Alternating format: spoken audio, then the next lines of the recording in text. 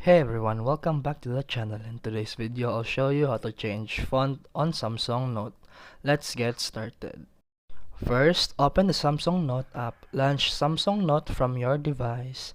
Then, create a new note. Tap the plus icon to start a new note.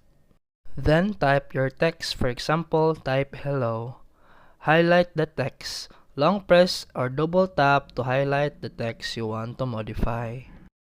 And here, you can choose from a wide range of text colors like red, yellow, blue, and etc.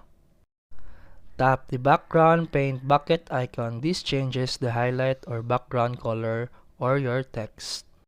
So while you can change the actual font style, you can make your note more expressive with colors and background options. And that's it for today's video. If you found this helpful, please like and subscribe for more videos. See you in the next one.